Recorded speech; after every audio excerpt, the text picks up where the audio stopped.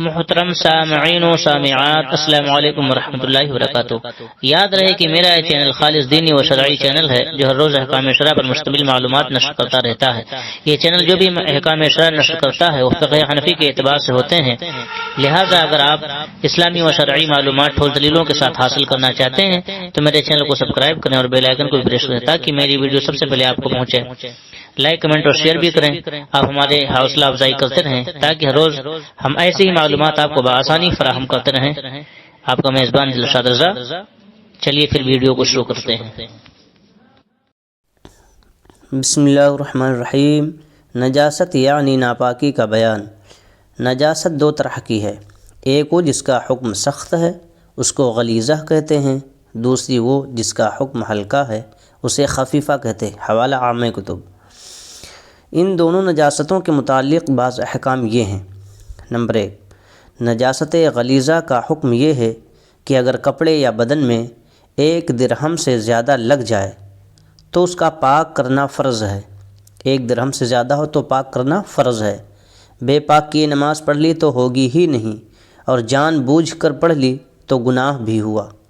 اور اگر درہم کے برابر ہے تو پاک کرنا واجب ہے کہ بے پاک کیے نماز پڑھی تو اس نماز کا دوبارہ پڑھنا واجب ہے، اور قصداً پڑھی تو گناہ بھی ہوا۔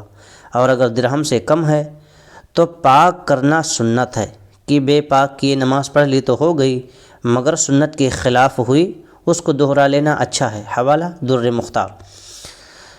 نمبر 2، نجاست خفیفہ کا حکم یہ ہے کہ کپڑے کے جس حصے یا بدن کے جس عضو پر لگی ہے اگر اس کی چوتھائی سے کم ہے، مثلاً دامن میں لگی ہے تو دامن کی چوتھائی سے کم، اور آستین میں لگی ہے تو آستین کی چوتھائی سے کم، یوں ہی ہاتھ میں ہاتھ کی چوتھائی سے کم، تو معاف ہے کہ اس سے نماز ہو جائے گی، اور اگر پوری چوتھائی میں ہو تو بے دھوئے نماز نہ ہوگی۔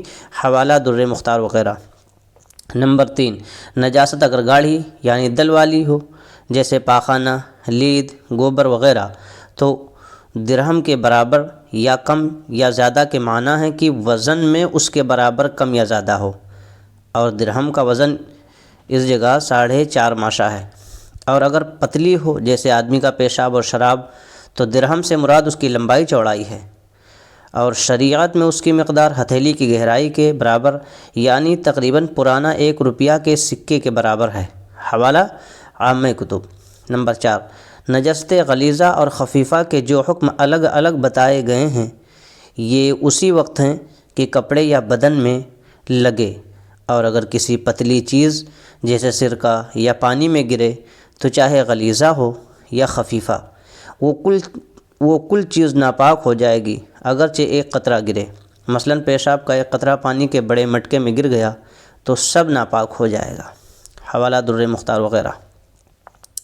نمبر 5، پاخانہ، پیشاب، بہتا ہوا خون، پیپ، منہ بھر قے، حیض و نفاس و استحاضہ کا خون، منی، مزی، ودی، دکھتی آنکھ سے یا ناف اور پستان سے درد کے ساتھ نکلنے والا پانی، دودھ پیتے لڑکے اور لڑکی کا پیشاب، دودھ پینے والے بچے نے جو دودھ ڈال دیا یعنی جو الٹی کر دی، اور منہ بھر ہے، خشکی کے ہر جانور کا بہتا ہوا خون، مردار کا گوشت اور چربی، حرام چوپائے جیسے کتا، شیر، لومڑی، بلی، چوہا، گدھا، خچر، ہاتھی، خنزیر کا پاخانہ، پیشاب اور گھوڑے کی لید، ہر حلال چوپائے کا پاخانہ جیسے گائے، بھینس کا گوبر، بکری، اونٹ کی مینگنی، اور جو پرندہ کی اونچا نہ اڑے اس کی بیٹ جیسے مرغی اور بطخ، چھوٹی ہو یا بڑی، سور کا گوشت اور ہڈی اور بال اگرچہ ذبح کیا گیا ہو، چھپکلی یا گرگٹ کا خون، ہاتھی کی سونڈ کی رطوبت، اور شیر، کتے، چیتے اور دوسرے درندے چوپایوں کا لعاب، سانپ کا پاخانہ پیشاب، اور اس جنگلی سانپ اور میڈک کا خون جس میں بہتا ہوا خون ہوتا ہے، یوں ہی ان کی کھال اگرچہ پکائی گئی ہو، یوں ہی حرام جانوروں کا پتا، اور ہر قسم کی شراب اور نشہ لانے والی تاڑی اور سیندھی، اور حرام جانوروں کا دودھ، یہ سب چیزیں نجاست غلیظہ ہیں۔ حوالہ در مختار، رد المحتار، بہار شریعت وغیرہ۔ نمبر 6، جن جانوروں کا گوشت حلال ہے ان کا پیشاب، گھوڑے کا پیشاب، اور جس پرندے کا گوشت حرام ہے خواہ شکاری ہو یا نہ ہو اس کے بیٹ، حلال جانوروں کا پتا، یہ سب چیزیں نجاست خفیفہ ہیں۔ حوالہ عام کتب، پہلے جو گزری وہ نجاست غلیظہ ہیں، ابھی جو گزری یہ نجاست خفیفہ ہیں۔ نمبر 7، ہر چوپائے کی جگالی کا وہی حکم ہے جو اس کے پاخانے کا۔ حوالہ عام کتب۔ نمبر 8، نجاست غلیظہ خفیفہ میں مل جائے تو کل غلیظہ ہے اگرچہ خفیفہ زائد ہو۔ حوالہ در مختار و رد المختار وغیرہ۔ نمبر 9، مچھلی اور پانی کے دوسرے جانوروں کا خون، مچھر کا خون اور کھچر و گدھے کا لعاب اور پسینہ، اور جو پرندے حلال اونچے اڑتے ہیں جیسے کبوتر، مینا، اس کی بیٹ، اور جو خون زخم سے بہا نہ ہو، اور گوشت، تلی، کلیجی میں جو خون باقی رہ گیا ہو، ریشم کے کیڑے کی بیٹ اور اس کا پانی، یہ ساری چیزیں پاک ہیں کہ بدن یا کپڑے پر لگ جائیں تو ناپاک نہ ہوگا۔ حوالہ در مختار۔ نمبر 10، گوشت، تلی، کلیجی وغیرہ اگر بہتے خون میں سن جائیں تو ناپاک ہیں، بغیر دھوئے پاک نہ ہوں گی۔ حوالہ در مختار۔ متفرق مسائل نجاست وغیرہ کے یہ جو مسائل اب آ رہے ہیں بہت ہی اہم ہیں، ان کا سماعت کرنا اور یاد رکھنا بہت ضروری ہے۔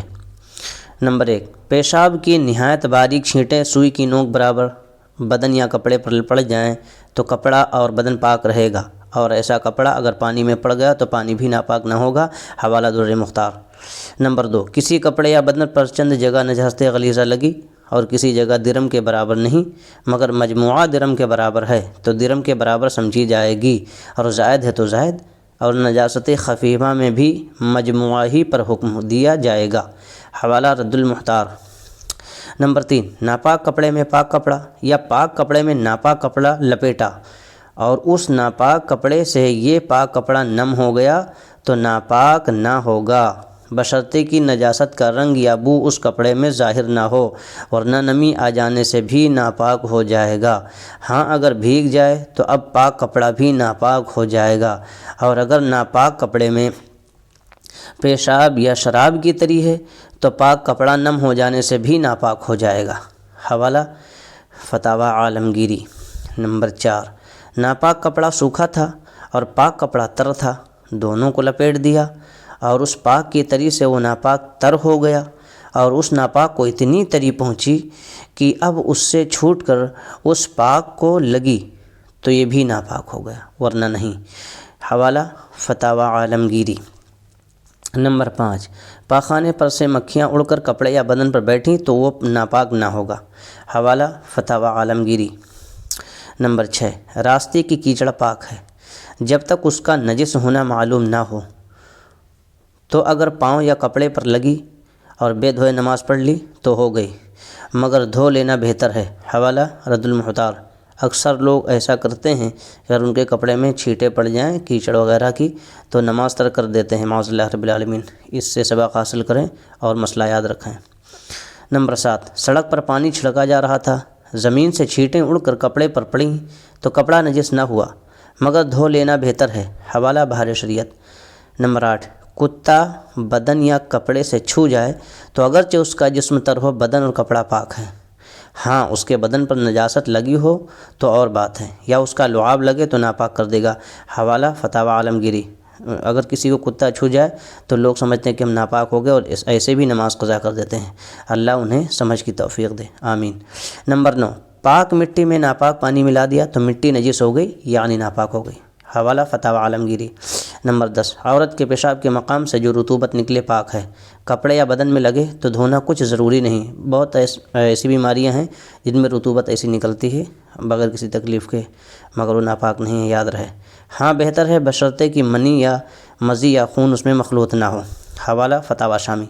نوٹ: یاد رہے کہ اللہ تعالیٰ دین بیان کرنے میں حیا نہیں فرماتا، اور یہ مسائل ضروریہ ہیں جن کا بیان کرنا بہت ضروری ہے تاکہ جو خواتین شریعت کی پابندی کرنا چاہتی ہیں مگر حیا کی وجہ سے کسی سے نہیں پوچھتی ان کے لیے ہے، ورنہ میں یہ بیان ہرگز نہ کرتا۔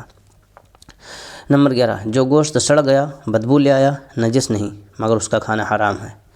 یہ رہا ناپاکی کا بیان، اس کے بعد بہت جلد نجس چیزوں کے پاک کرنے کا طریقہ بھی بیان کریں گے انشاءاللہ تعالی۔